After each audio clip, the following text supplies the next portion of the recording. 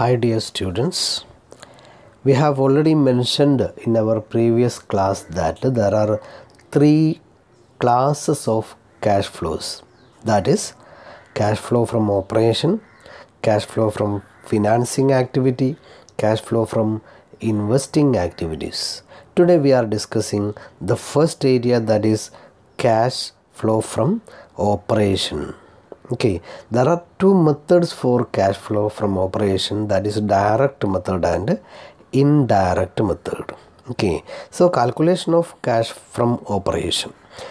Cash from operation is the amount of net cash inflow or net cash outflow from operating activities of a firm. ഒരു ഫേമിൻ്റെ operating ആക്ടിവിറ്റീസിൽ നിന്ന് കിട്ടുന്ന net cash inflow അല്ലെങ്കിൽ net cash outflow, net ഇൻഫ്ലോയോ ഔട്ട്ഫ്ലോയോ വരാം. For example sales purchase, sales കൂടുതലാണെങ്കിൽ നമ്മൾ എന്ത് പറയും? Cash inflow എന്ന് പറയും. അതല്ല പർച്ചേസാണ് കൂടുതലെങ്കിൽ നമ്മളെന്തെന്ന് പറയും?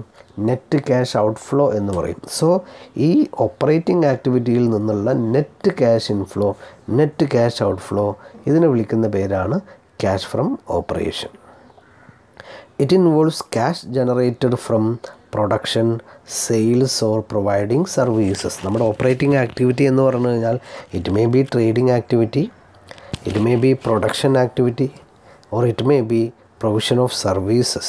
Okay, the net cash generated from these activities are called cash from operation.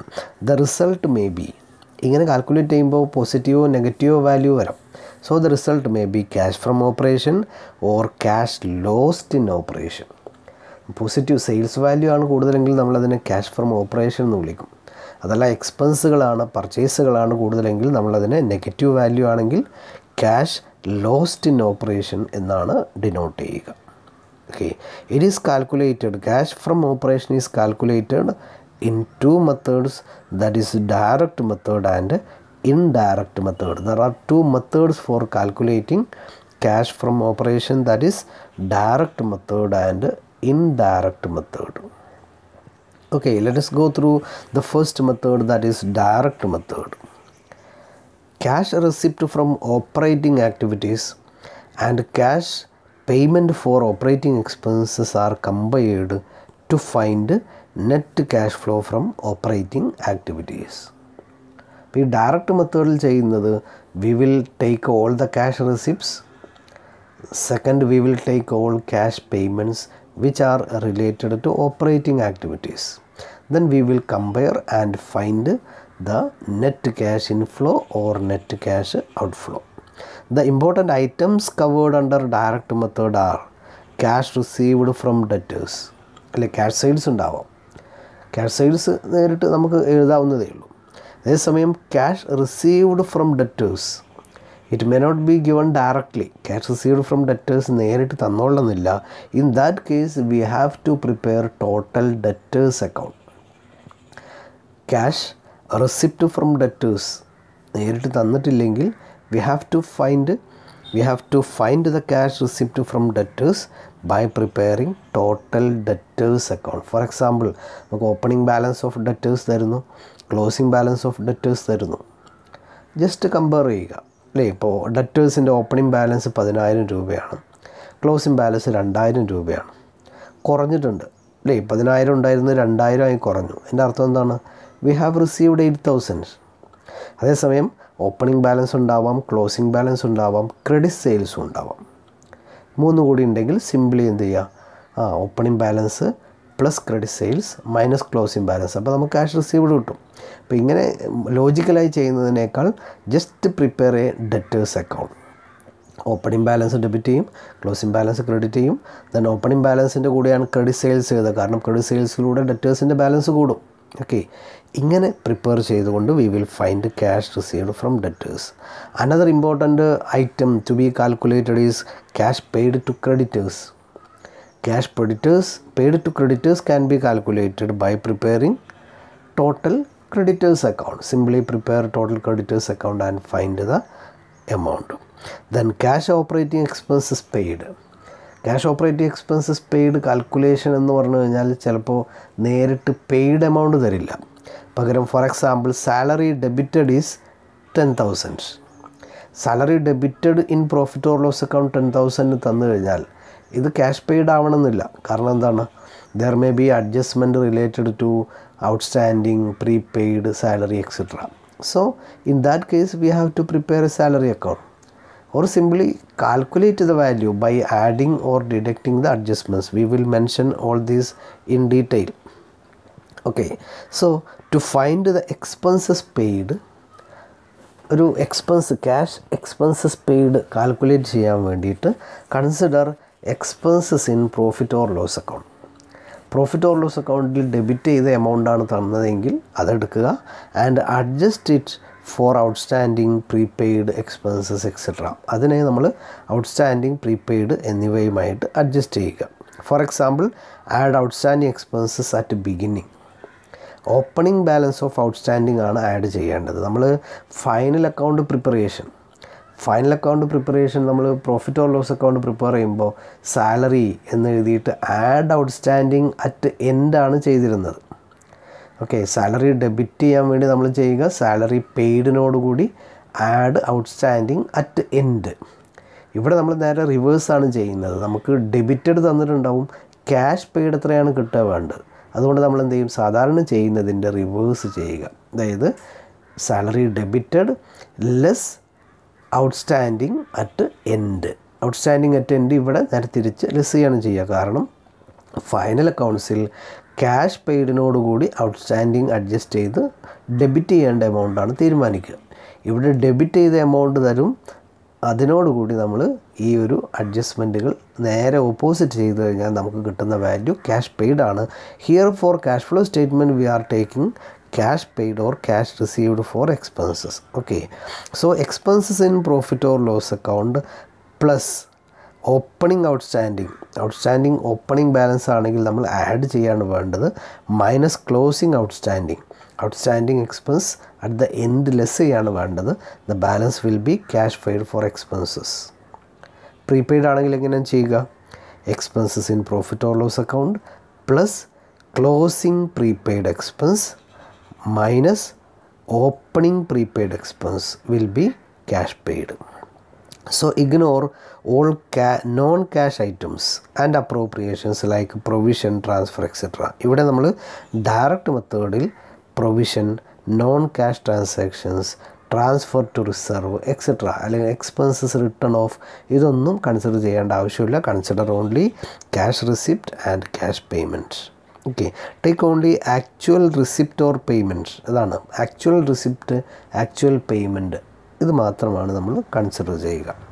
This is a format of calculating cash from operation under direct method. Here first we will show cash receipt from operations.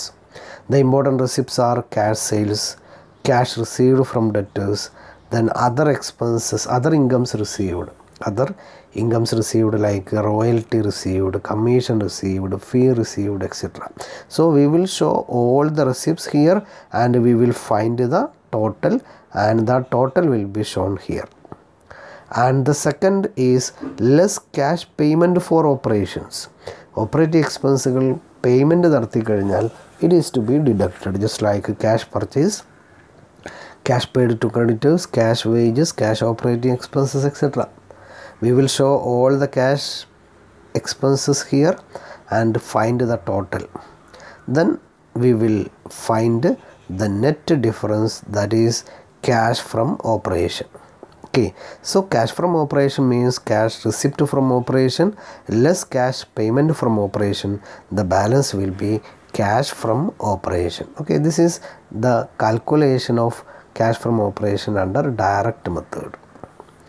Then we have to find one example.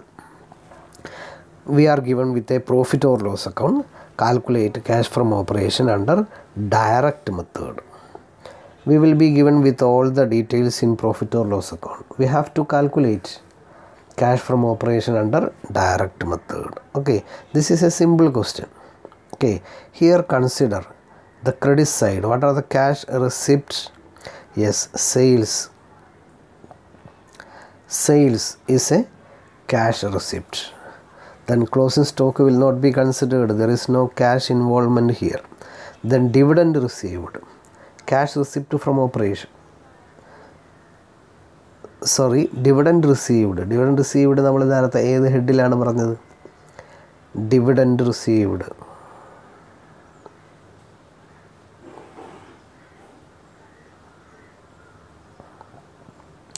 ഏത് ഹെഡിലാണ് നേരത്തെ പറഞ്ഞത്? Yes, dividend received and dividend paid are shown under two distinct heads. Okay, dividend receive ചെയ്യുക ഓപ്പറേഷനുമായി ബന്ധപ്പെട്ടല്ല, പകരം ഏതുമായി ബന്ധപ്പെട്ടാണ്? Invest ചെയ്താലാണ് dividend കിട്ടുക. So dividend received cash കിട്ടുന്നുണ്ടെങ്കിലും ഇത് investment ആണ്, കൺസിഡർ ചെയ്യില്ല. ക്ലോസിംഗ് സ്റ്റോക്ക് കൺസിഡർ ചെയ്യുകയില്ല. അപ്പോൾ ക്യാഷ് റെസിപ്റ്റ് ഫ്രം ഓപ്പറേഷൻ ഒന്ന് മാത്രമേ ഉള്ളൂ, cash sales. Okay, then next consider the expenses side. എന്തൊക്കെയാണുള്ളത്? ഓപ്പണിംഗ് സ്റ്റോക്ക് കൺസിഡർ ചെയ്യേണ്ട ആവശ്യമില്ല. Wages add outstanding 24,000. Which amount to be considered? Wages 20,000 means wages paid. Add outstanding to be payable 4,000. Total debited is 24,000. What is the amount to be considered? Only wages paid. Cash wages paid 20,000. Cash salary 18,000. Cash rent 12,000. Then office expenses 5,000. Depreciation വരില്ല. Selling expense, it is a cash expense 3,000. Loss on sale വരില്ല. Okay, the next provision for tax വരില്ല, net profit വരില്ല. So we take only cash receipt and cash payment. Okay, let us look at the problem. Okay, we took only one cash receipt, that is cash sales. Okay, consider cash receipt 30,000 less cash payments, cash purchase, cash wages, cash salary, cash rent, then cash operating expenses, office expenses, then selling expenses.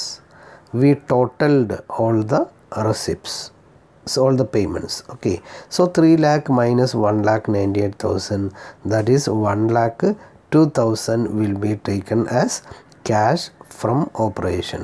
So cash from operation is 1,02,000. Okay, this is direct method. I am giving you one question. This is to be solved by you. Okay, some of the items are given. Calculate cash flow from operation under direct method. Items given are cash sales. Whether it is considered or not, it is considered. Cash received from debtors, it is to be deducted. Cash purchase to be deducted. Wages paid to be deducted. Rent paid to be deducted.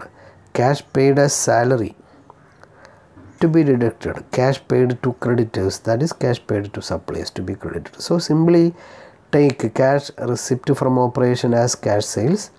Cash payment for operation, all these are cash pay, this is cash receipt. So these are cash payments, these are cash receipts. Find the difference. The difference is called cash from operation. So you solve the problem and send the answer into my WhatsApp number. Okay, thank you very much.